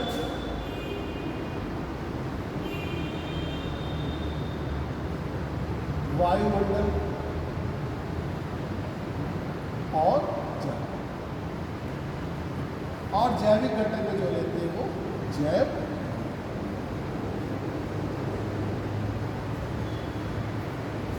इन्हीं से मिलकर जो है आपकी पर्यावरण की संरचना, स्थल मंडल लिथोस्फीयर, वायुमंडल एटमॉस्फेयर और जल मंडल हाइड्रोस्फीयर, जैव मंडल बायोस्फीयर, ये सारी चीजें ही मिलकर जो है पर्यावरण का जो है निर्माण होता है। पर्यावरण एक भौतिक और जैविक संगठन, पर्यावरण भौतिक और जैविक संगठन है। Environment is a physical and organic जैविक संगठन। तो इसमें जीवों को तो शामिल किया गया है, साथ ही साथ भौतिक चीजों को भी शामिल किया गया। और पर्यावरण कभी स्थिर नहीं रहता, पर्यावरण चेंज होता है, डायनेमिक कॉन्सेप्ट है, गतिक संकल्पना। पर्यावरण की जो संकल्पना है स्टैटिक कॉन्सेप्ट है, स्थैतिक संकल्पना नहीं है। कैसी है? गतिक संकल्पना। जैसे आप देखिए अभी जब तक नया बाईपास नहीं बना था, पुराना बाईपास बना, आपने यहाँ बना, तो बाईपास, पुराने बाईपास के से जब आप नए बाईपास की तरफ चलते थे तो वहाँ का पर्यावरण कैसे था? वहाँ की जो लैंड थी वहाँ पर आप देखिए, वहाँ पर एग्रीकल्चर, कृषि भूमि, वहाँ पर कृषि कार्य हुआ करते थे। कोई अधिवास आपके कोई जो है देखने को नहीं मिलते थे। तो उस समय वहाँ का पर्यावरण दूसरी तरीके का था। आज आप देखिए जब से नया बाईपास हो गया, आप वहाँ पर एग्रीकल्चर लैंड जो है कृषि भूमि का आपको देखने को नहीं मिल रही। वहाँ पर कैसे हो रहे, अब सब आदिवासी जो है वहाँ पर आपको सेटलमेंट देखने को मिल रहा है, सभी आवास के रूप में वहाँ का पर्यावरण चेंज है। इस तरीके से पर्यावरण हमारा जो है चेंज होता रहता है। Environment is a not static concept but is a dynamic concept, गतिक संकल्पना है। पर्यावरण कोई स्थैतिक संकल्पना नहीं है। पर्यावरण समय के साथ जो है इसमें परिवर्तन होता रहता है। इसमें स्थानिक और कालिक जो है दोनों तरीके के परिवर्तन, स्पेशियल एंड टेम्पोरल दोनों तरीके के चेंज इसमें होते हैं। फिलहाल अभी हम बात कर रहे हैं उसकी संरचना। पर्यावरण की जो संरचना है वो अजैविक घटक और जैविक घटकों से मिलकर हुई है। अजैविक घटक में जो भी चीज़ें अभी अब तक हमने आपको बताई वो सारी चीज़ें इसके अंतर्गत है। चाहे प्रकाश की बात किया हो, चाहे तापमान की बात किया हो, चाहे वर्षा की बात किया हो, वो सब आपके वायुमंडल में है।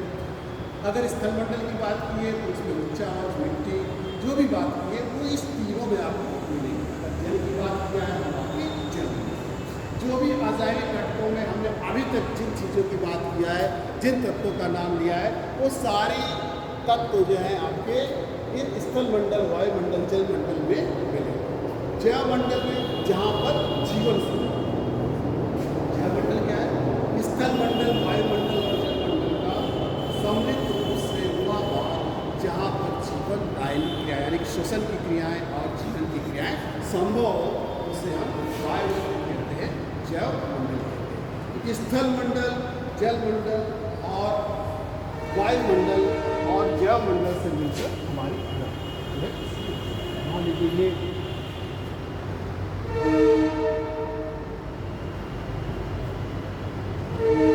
ये स्थलमंडल है, लिथोस्फीयर है, जो वायुमंडल है एटमॉस्फेयर, और ये जलमंडल हाइड्रोस्फीयर। और ये जो इनका सम्मिलित रूप से भाग है ये हमारा जैवमंडल है, बायोस्फीयर। इन्हीं सब चीज़ों से, जैविक और अजैविक तत्वों से मिलकर ही हमारे पर्यावरण की संरचना होती है। पर्यावरण की संरचना चूँकि जैविक और अजैविक घटकों से होती है। पर्यावरण की जो संकल्पना है वो भौतिक एवं जैविक संकल्पना है, और इसकी जो संरचना हुई है, इसका जो निर्माण हुआ है वो स्थलमंडल, वायुमंडल, जलमंडल और जैवमंडल से मिलकर हुआ। स्थलमंडल है, स्थलमंडल में होता है कि मिट्टी का स्वरूप, आप मिट्टी देखते हैं स्थलमंडल में पाएंगे, और इसी में पेड़ पौधे जो है मिट्टी से अपने पोषक तत्वों को ग्रहण करके सूर्य के प्रकाश की उपस्थिति में भोजन का निर्माण, और ये मिट्टी जो है विभिन्न प्रकार के पोषक तत्वों के गमन संचरण के लिए मार्ग है, एक रास्ता है। जैसे पेड़ पौधे, पहले मिट्टी ने पोषक तत्व पेड़ पौधों से लिए, फिर पेड़ पौधों पे जो निर्भर है, जैसे हम मान लीजिए फल वगैरह साग सब्जी खाते हैं, उससे क्या है हमारे अंदर आते हैं, और फिर जब यही लोग मर जाते हैं तो ये अपघटक के द्वारा फिर से उन पोषक तत्वों को मिट्टी में मिलाते हैं, और फिर से ये पोषक तत्व पेड़ पौधों में चले जाते हैं। इस तरीके से जो मिट्टी है, सॉइल है, वो विभिन्न प्रकार के पोषक तत्वों के गमन संचरण के लिए जो है मार्ग प्रशस्त कर दिए, मार्ग। इसी तरीके से वायुमंडल, वायुमंडल क्या है? हमारे जो पृथ्वी है तो पृथ्वी के चारों कई 100 किलोमीटर की मोटाई में व्याप्त जो गैसीय आवरण होता है वो वायुमंडल। हर जगह तो वायुमंडल नहीं पाया जाता है, केवल पृथ्वी पे, जैसे चंद्रमा पे वायुमंडल नहीं पाया जाता है, पृथ्वी पर वायुमंडल पाया जाता है। और इसी वायुमंडल की वजह से ये सारी जो जीवन की क्रिया है वो संभव। तो पृथ्वी के चारों ओर, यानी जो पृथ्वी अगर बीच में बनी हुई है, इसके चारों ओर, पृथ्वी के हम सब लोग ऊपर रह रहे हैं, तो यानी अगर एक बॉल ले ले, गेंद ले ले, तो उसके अंदर की बात नहीं कर रहे हैं, उसके ऊपर सब लोग रह रहे हैं, लेकिन इतनी विशाल है कि वो आपको एक गेंद के आकार में दिखाई पड़ता, समतल रूप में दिखाई पड़ती। हम लोग सब उसके ऊपर हैं, अंदर तो आप जानते हैं कि जब आप पढ़ते हैं internal structure of the earth, यानी कि पृथ्वी की आंतरिक संरचना, तो कोर, मेंटल, क्रस्ट मेंटल और कोर, सबसे ऊपरी परत क्रस्ट कहलाती है, मध्य परत जो है मेंटल कहलाती है, और सबसे निचली परत कोर। तो ऊपर जहाँ पर हम रह रहे हैं तो मान लीजिए पृथ्वी है, तो पृथ्वी के चारों कई सौ किलोमीटर की मोटाई में व्याप्त जो गैसीय आवरण है उसे हम वायुमंडल।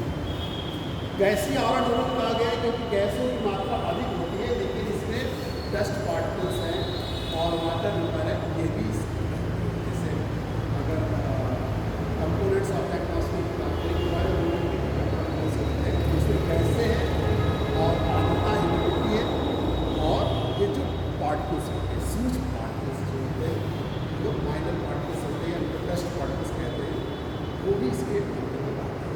लेकिन चूँकि गैस की मात्रा अधिक होती है इसलिए इसको गैसीय आवरण कहते हैं। पृथ्वी के चतुर्दिक कई सौ किलोमीटर की मोटाई में व्याप्त गैसीय आवरण को हम वायुमंडल कहते हैं। इसी वायुमंडल में मौसम संबंधी जितनी भी घटनाएँ होती हैं, जो वेदर फिनोमिना है, वो इसी वायुमंडल में होता है। खासतौर से जो इसकी लोअर परत है, लोअर लेयर है, जिसे क्षोभ मंडल कहते हैं, ट्रोपोस्फीयर कहते हैं, उसमें ये सारी मौसम की घटनाएँ घटित होती हैं। वर्षा होना, ठीक, और आपका तापमान है और वाष्पीकरण होना। अब सूर्य का प्रकाश आया पृथ्वी की, तो उससे वाष्पीकरण हुआ, वाष्पीकरण होने से आपके बादल बने, बादल बनने से वर्षा हुआ। तो इस तरीके से यहाँ पर जो तापमान है, सूर्य का प्रकाश है और वर्षा है, ये हमारे जीवन को प्रभावित करते हैं। इसी प्रकार जलमंडल है, हाइड्रोस्फीयर। जल जो होता है वो एक बहुत महत्वपूर्ण जो है कारक है, और जलीय चक्र के द्वारा, हाइड्रोलॉजिकल साइकिल के द्वारा ये तीनों हर मंडल में जो है गमन करता है। हाइड्रोलॉजिकल साइकिल से जैसे स्थल मंडल हुआ, स्थल मंडल से उसने जल का जलमंडल का जलमंडल से उसने पहले वाष्पीकरण किया, ठीक, जल वाष्पीकृत हुआ, फिर जाकर वायुमंडल में बादल बनने के बाद वर्षा हुई, और वर्षा होने के बाद फिर से वो स्थल मंडल में आया, और नदी नालों के द्वारा फिर से वो जलमंडल में। इस तरीके से हमारा हाइड्रोलॉजिकल साइकिल के द्वारा ये जो जल है वो पूरे पर्यावरण में जो है चलता रहता है, स्थल मंडल में भी, वायुमंडल में भी चलता है। जलमंडल जो स्थल मंडल, वायुमंडल और जलमंडल का सम्मिलित रूप है, और जहाँ पर जीवन की संभावनाएं, जीवन की क्रियाओं की संभावनाएं, तो जहाँ पर जीवन की क्रियाएं होती हैं उसे लोग जैवस्फीयर कहते हैं, जैवमंडल कहते हैं, बायोस्फीयर। इस तरीके से हमारे पर्यावरण की संरचना जो होती है ये चार मंडलों से मिलकर, स्थल मंडल, वायुमंडल, जलमंडल और जल। अब इसी में एक आगे कि पर्यावरण के प्रकार आपको बहुत सारे हैं, लेकिन ब्रॉडली अगर उनको डिवाइड किया गया है तो दो मुख्य भागों में डिवाइड किया गया है। एक है आपका प्राकृतिक पर्यावरण और एक है आपका सांस्कृतिक पर्यावरण।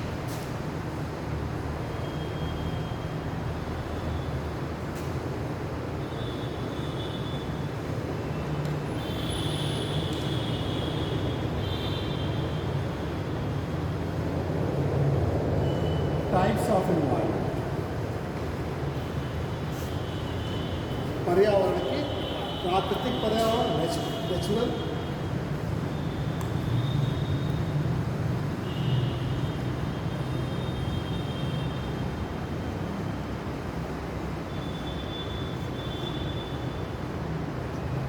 और दूसरा है सांस्कृतिक पर्यावरण, कल्चरल।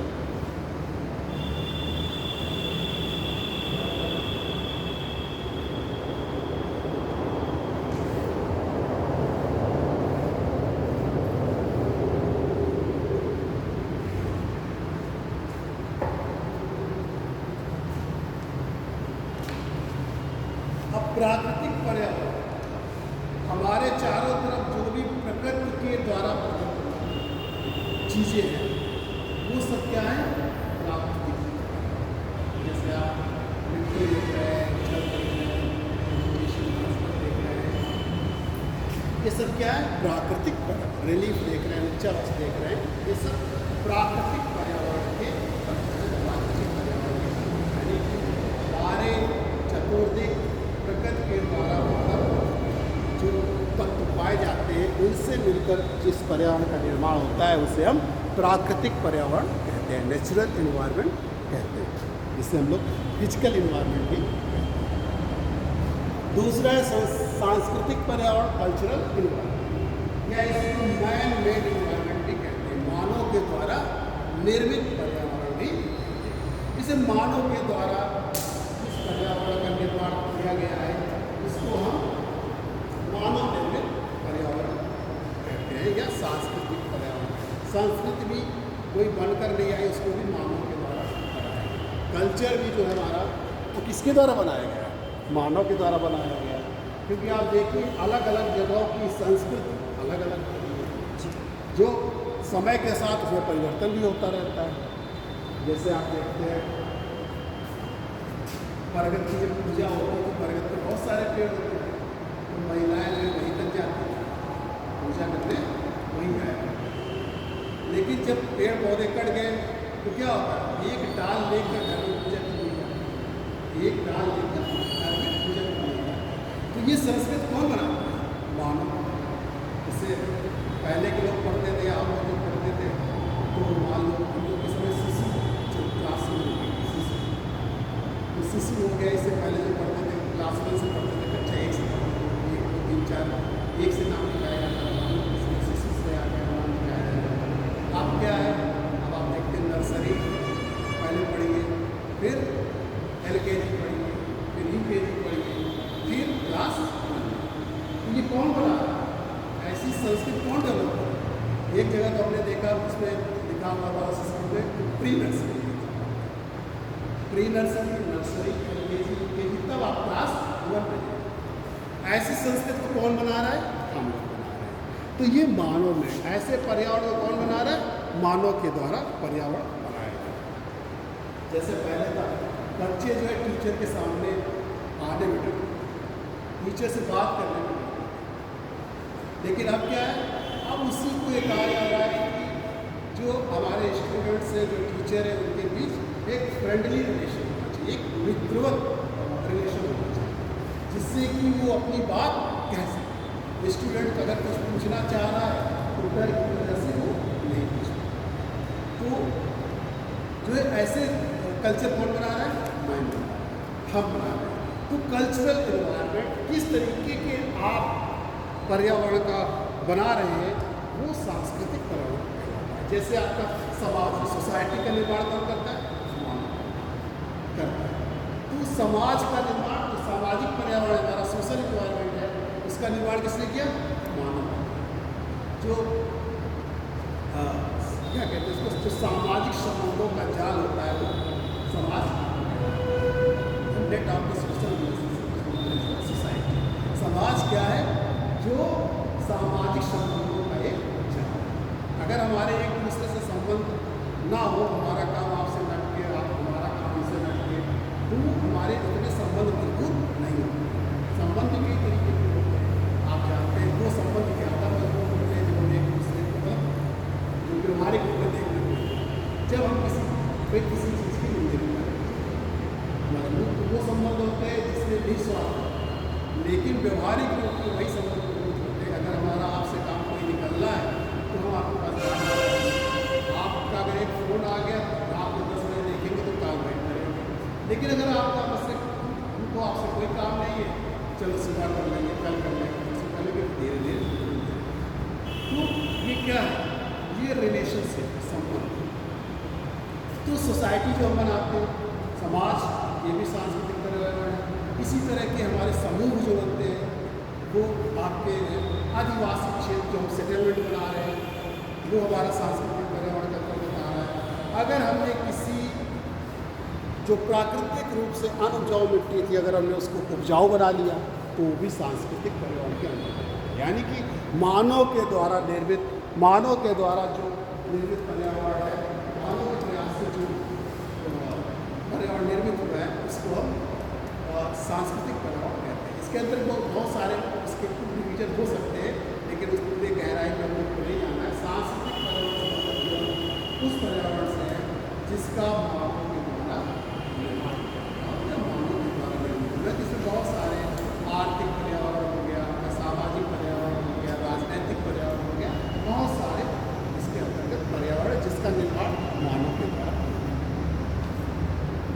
ये था हमारा पर्यावरण। और अब मैं चर्चा करूँगा संरक्षण की किताब है मानव एनवायरमेंट, मानव पर्यावरण संरक्षण। आप 15 मिनट में इसको बताते हैं कि आप जो पूछते हैं।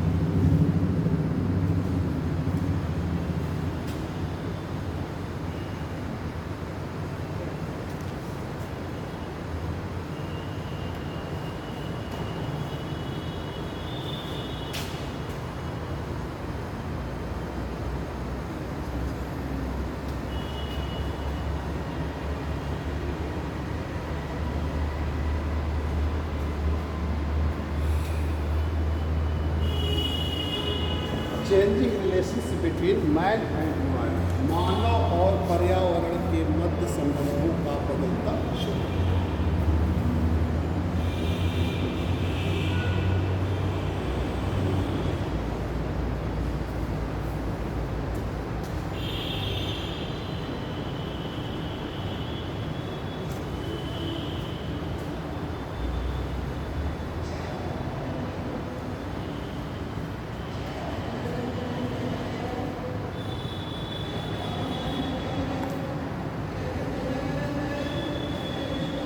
आप जानते हैं कि मानव और पर्यावरण के बीच एक घनिष्ठ संबंध है।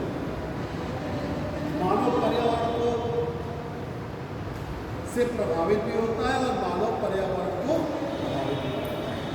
अगर मानव पर्यावरण को प्रभावित न करता तो आज जो है नदियाँ प्रदूषित हो रही है, पर्यावरण प्रदूषण फैल रहा है, ग्लोबल वार्मिंग हो रही है, ओजोन डिप्रेशन हो रहा है। तो ये सब किस कारणों से हो रहा है? मानव के और पर्यावरण के मध्य संबंधों की वजह से। यानी कि हम मानव पर्यावरण से तो प्रभावित हो ही रहे, लेकिन साथ ही साथ पर्यावरण को भी प्रभावित कर रहे हैं। जैसे ये सॉइल है, सॉइल मिली और उस मिट्टी से और रेनफॉल और टेम्परेचर से हम प्रभावित हो रहे हैं। इसी तरीके की क्रिस्टल है, डेजर्ट सॉइल में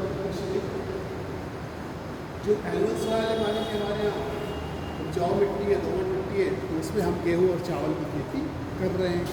उस सीजन में कर रहे हैं जब उसके अनुसार जितनी उसको रेनफॉल और टेम्परेचर चाहिए उस तरीके से। लेकिन अब अधिक लालच की वजह से क्या कर रहे हैं? केमिकल फर्टिलाइजर का प्रयोग कर रहे हैं और सिंचाई का प्रयोग जो है ट्यूबवेल से।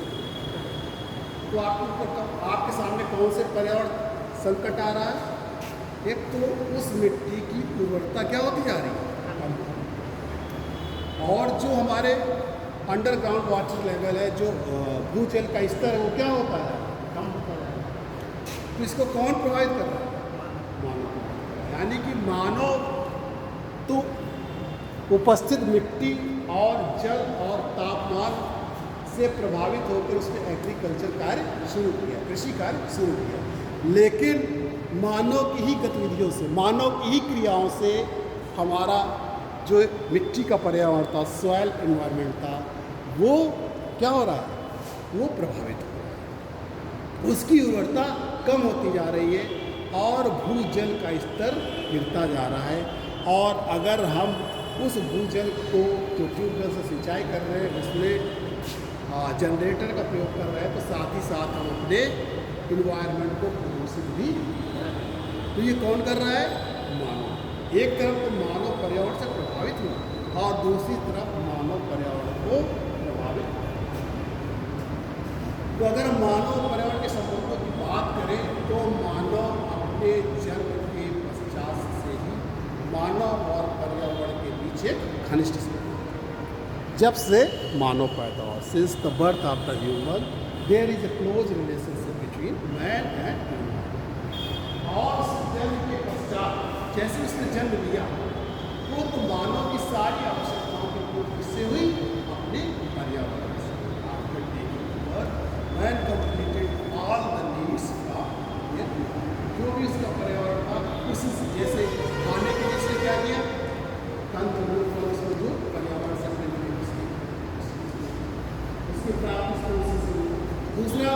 रहने के लिए जो उसने आवास बनाए, उसमें भी उसने पेड़ों पर घास फूस या पत्थर मिट्टी जो भी मिली उससे उसने आवास बनाकर रहना शुरू। और तीसरा, जो तन ढकने के लिए उसने क्या किया, वृक्षों की छाल, वृक्षों के पत्तों का उपयोग किया। जब मानव ने जन्म लिया, यानी कि प्राचीन समय, उस समय का मानव कैसा था, प्रिमिटिव मैन था, आदिम मानव था या फिजिकल।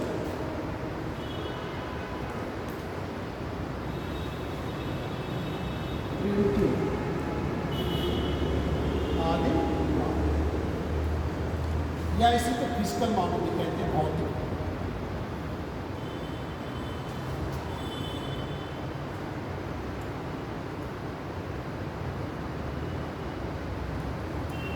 प्राचीन समय का मानव कैसा था, प्रिमिटिव मानव था, आदिम मानव था और भौतिक मानव, फिजिकल मैन।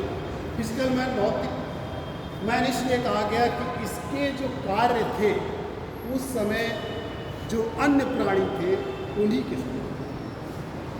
इसका जो एक मुख्य कार्य था अपनी भूख को शांत, इसका मुख्य कार्य क्या था उसमें, अपनी भूख को शांत। तो उस समय का मानव भौतिक मानव था जिसके कार्य अन्य प्राणियों के समान ही थे। और इस समय मानव का जो मुख्य कार्य था वो अपनी भूख को शांत करना था, जिससे मानव के द्वारा पर्यावरण का विलोभन जो है बहुत सीमित था। क्योंकि मानव की आवश्यकता क्या थी, बहुत सीमित थी। वो बस ये चाह रहा था कि हमारी भूख शांत हो जाए। तो अपनी भूख को शांत करने के लिए उसने जो भी पर्यावरण का विलोभन किया, तो उससे पर्यावरण का विलोभन बहुत ही सीमित मात्रा में हुआ, जिससे मानव और पर्यावरण के जो संबंध थे वो कैसे थे, मधुर संबंध थे, हार्मोनियस फ्रेंडली रिलेशन। लेकिन आगे चलकर जब कृषि क्रांति, आपकी जब कृषि क्रांति, एग्रीकल्चर रेवोल्यूशन हुआ आपके नव पाषाण काल में, नियोलिथिक एज में, तब मानव ने जो एक घुमक्कड़ प्रवृत्ति थी, मानव एक जगह से दूसरे स्थान पर घूम रहा था, तो मानव ने एक स्थान पर रहना आरंभ किया अपने पशुओं के साथ, और एग्रीकल्चर करने के लिए, जो स्थायी कृषि करने के लिए उसने नदियों के किनारे आवास बनाकर या नदियों के किनारे जो है रहना आरंभ किया। इसीलिए हमारी जितनी भी सभ्यताएँ हुई वो कहाँ हुई, नदी घाटी के किनारे, जिसे हम लोग नदी घाटी की सभ्यताएं कहते हैं। सिंधु नदी घाटी की जैसे सभ्यता, मेसोपोटामिया की सभ्यता, ये सारी नदी घाटी की सभ्यताएं नदियों के किनारे हुई।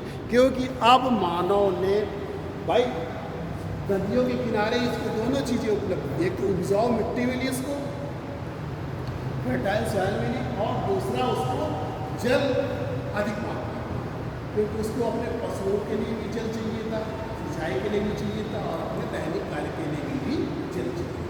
तो नदियों के किनारे उपजाऊ मिट्टी मिलने से और नदियों के किनारे जो है जल की अधिकता होने से, यानी कि पर्याप्त मात्रा में जल मिलने से, मानव ने स्थायी रूप से जो है नदियों के किनारे रहना आरंभ किया।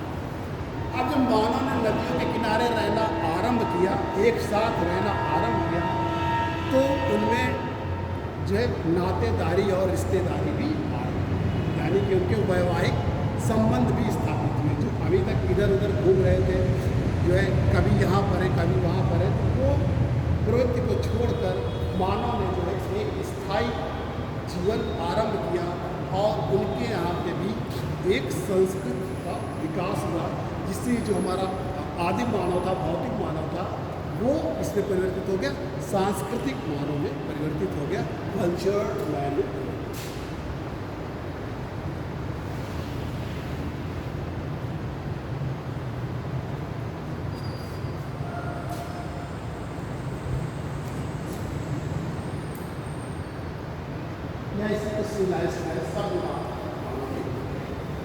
अब चूंकि मानव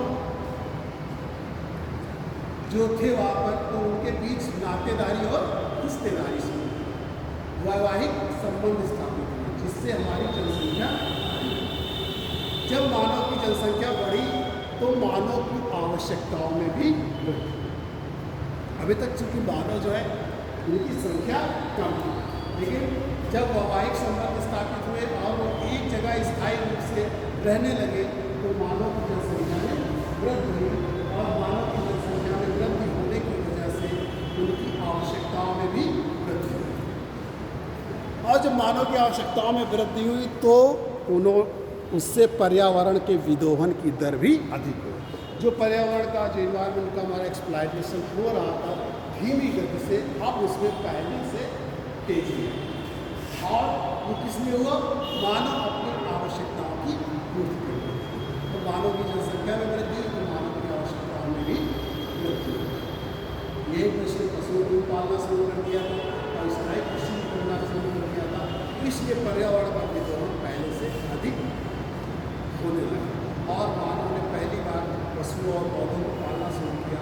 तो एक तरीके से मानव ने अपना हक जो है पर्यावरण पर, यानी एक कि हम पर्यावरण को भी काबू कर सकते हैं, उसने पहली जो है एक तरीके से पहला प्रयास आरंभ किया पशुओं और पौधों को जो है पशुओं और पौधों का पालन। इसके बाद जब औद्योगिक क्रांति आई तो इंडस्ट्रियल रिवोल्यूशन, ये जो मानव सांस्कृतिक मानव था ये किसमें परिवर्तित हो गया? आर्थिक मानव, इकोनॉमिक मैन।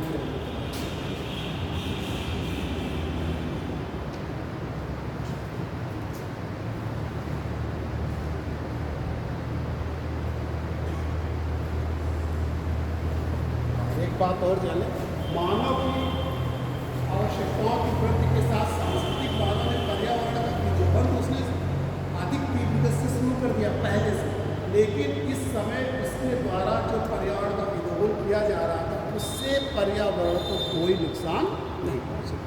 मतलब वो पर्यावरण का विदोहन इस सीमा के अंतर्गत था जिसे हम लोग होमोस्टेटिक प्रोसेस कहते हैं, माने कि उसने पर्यावरण अपने आप को आत्मसात कर लिया। जैसे आपने कुछ फल तोड़ लिए पेड़ पौधों से तो उसे फिर से फल निकाला, लेकिन अगर आपने पूरा पेड़ काट दिया तो कहाँ से फल आएगा? या एक साथ सभी फल तोड़ लिए तो उसमें फल आने में बहुत समय लगता है। तो उस समय जो पर्यावरण का विदोहन किया गया वो इस सीमा के अंतर्गत किया गया कि पर्यावरण फिर से अपने आप को आत्मसात करे। मान लीजिए आप पेड़ काट दीजिए तो जितने पेड़ उग आएंगे, लेकिन अगर आप पूरा जंगल ही साफ कर दीजिए और उसको आदिवासी क्षेत्र बना दीजिए तो कहाँ से आ जाएंगे? तो हमने उस सीमा तक किया विदोहन पर्यावरण का जिससे कि पर्यावरण को कोई नुकसान नहीं हुआ और मानव और पर्यावरण के जो संबंध थे अभी भी मधुर से, उनके जो रिलेशन थे काफ़ी फ्रेंडली रिलेशन थे और हारमोनियस रिलेशन। लेकिन जब औद्योगिक क्रांति हुई, मशीनों का युग आया तो मानव के अंदर जो अधिक लाभ कमाने की जो है इच्छा हुई, वो अधिकतम लाभ कमाना चाहता था। इसलिए इसको इकोनॉमिक माइंड कहा गया, आर्थिक माइंड कहा गया, क्योंकि वो चाहता था कि हम मशीनों के द्वारा प्रयोग करके, मशीनों का प्रयोग करके पर्यावरण का विदोहन करके जो है हम अधिकतम लाभ कमा सकें। और इसके लिए उसने बिना सोचे विचारे, उसने ये नहीं सोचा कि पर्यावरण पर इसका क्या प्रभाव पड़ेगा, बिना सोचे विचारे अंधाधुंध जो है उसने पर्यावरण का विदोहन शुरू किया, जिससे मानव और पर्यावरण के संबंध कैसे हो गए? मित्रवत से शत्रु। इसी के आगे चलकर अगली कड़ी में जो है जब 20वीं शताब्दी में हमारे वैज्ञानिक और औद्योगिक वैज्ञानिक और औद्योगिक हुई तो मानव जो है एक पैसा हो गया, यानी कि सर प्रौद्योगिकी का विकास हुआ, टेक्नोलॉजी का विकास हुआ और इस समय मानव जो है आर्थिक मानव से प्रौद्योगिकी मानव में परिवर्तित हो गया, टेक्नोलॉजिकल मैन में परिवर्तित हो गया।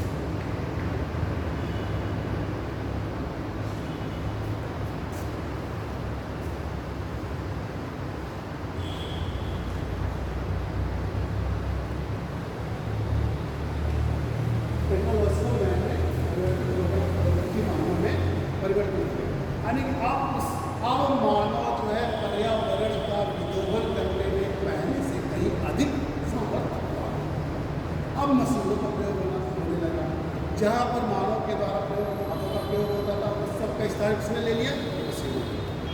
टेक्नोलॉजिकल यानी कि जब प्रौद्योगिकी प्रगति हो गई तो वो पर्यावरण पर जो है अपना हक जताने में कहीं अधिक सामर्थ्यवान हो गया, यानी कि पर्यावरण का विध्वंस और अधिक तीव्र गति से होने लगा, अधिक तीव्र गति से होने लगा और मानव पहले से कहीं अधिक सामर्थ्यवान हो गया। जैसे आप पहले देखिए एग्रीकल्चर हल के द्वारा जुताई होती है, बैलों के द्वारा जुताई होती है, लेकिन आज कहीं आपको देखने में मिलती है सभी जगह ट्रैक्टर से जुताई है।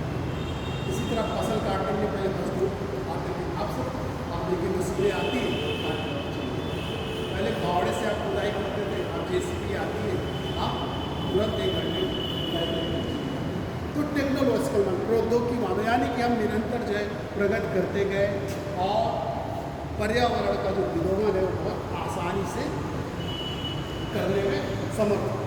इसका परिणाम क्या हुआ कि ये जो मानव का जो संबंध था पर्यावरण के साथ वो मुख्य रूप से शत्रु था, उसके रिलेशन जो पर्यावरण के साथ शत्रु और उसका परिणाम हमको विभिन्न रूपों में यानी कि विभिन्न प्रकार के पर्यावरणीय संकटों के रूप में जो पर्यावरणीय संकट है या पर्यावरणीय जो समस्याएं हैं उनके रूप में देखने को मिला।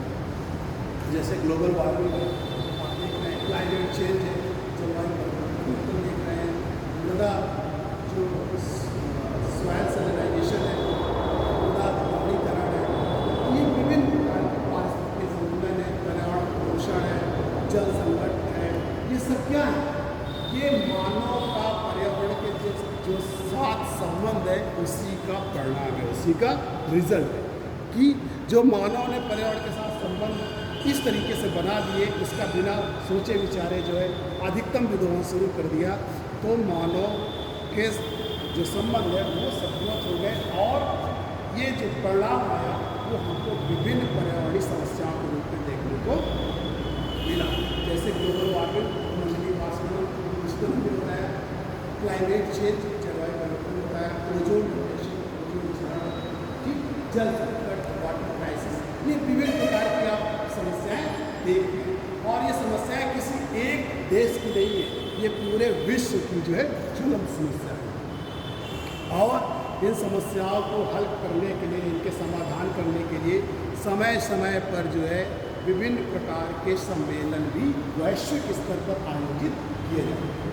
आपने सुना होगा क्योटो प्रोटोकॉल, मॉन्ट्रियल प्रोटोकॉल और स्टॉकहोम सम्मेलन, रियो डी जेनेरो सम्मेलन जो 1992 में हुआ था, पूरी तरीके से पर्यावरण को था।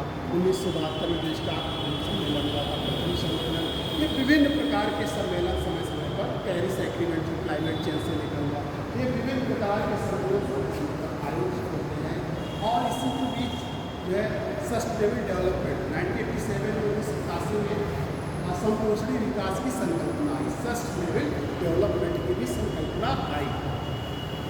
इसका तात्पर्य था कि जो वर्तमान समय में उपलब्ध संसाधन है उनका विकास वर्तमान पीढ़ी द्वारा किस तरीके से किया जाए, ये आने वाली पीढ़ी के लिए भी सस्टेनेबल डेवलपमेंट ये अवधारणा है कि वर्तमान समय में जो वर्तमान पीढ़ी के द्वारा उपलब्ध संसाधनों का उपयोग इस तरीके से किया जाए जिससे कि वो आने वाली पीढ़ी के लिए भी ये विभिन्न प्रकार के जो सम्मेलन होते रहते हैं, इनमें विभिन्न प्रकार की जो है समझौते होते हैं, एग्रीमेंट होते हैं और विभिन्न प्रकार की प्लानिंग भी की जाती है, कार्य योजनाएँ भी बनाई जाती हैं, नीतियाँ भी बनाई जाती हैं और योजनाएँ भी बनाई जाती हैं। लेकिन वास्तव में नीतियाँ बना लेना और योजना बना लेना बहुत आसान है, लेकिन उसका एग्जीक्यूशन क्रियान्वयन जो होता है वो ठीक तरीके से नहीं हो पाता। उसमें विकासशील देश और विकसित देशों के बीच जो है सहमत नहीं बन पाता। जहाँ विकसित देश चाहते हैं कि विकासशील देश इसमें पहल करे, विकासशील देश जो है अपने पर्यावरण को सुरक्षित करे और इस तरीके से अपनी टेक्नोलॉजी का प्रयोग करें जिससे पर्यावरण का नुकसान ना पहुँचे। वहीं विकासशील देश चाहते हैं कि विकसित देश तो हमसे बहुत आगे हो गए, उन्होंने तरक्की कर ली है और जब तक हम उनके बराबर नहीं पहुंच जाते हैं तब तक हम क्यों जो है इसकी पहल करें। इसलिए दोनों में असहमत होने से जो भी नीतियाँ योजनाएं बनाई जाती हैं उनमें ठीक तरीके से कार्यान्वयन नहीं हो पाता है, एजुकेशन पॉलिसीज़ का नहीं हो पाता है। इसीलिए जो कंडीशन जस की तस बनी हुई है और विभिन्न पर्यावरणीय समस्याएं इसी तरीके से अगर सहमत बन जाए, जो नीतियाँ और योजनाएं बनाई जाती हैं उनका क्रियान्वयन ठीक तरीके से अगर हो जाए, किया जाए, तो हम आशा कर सकते हैं कि हमारे और पर्यावरण का संबंध जो है फिर से भविष्य में मधुर हो सकता है।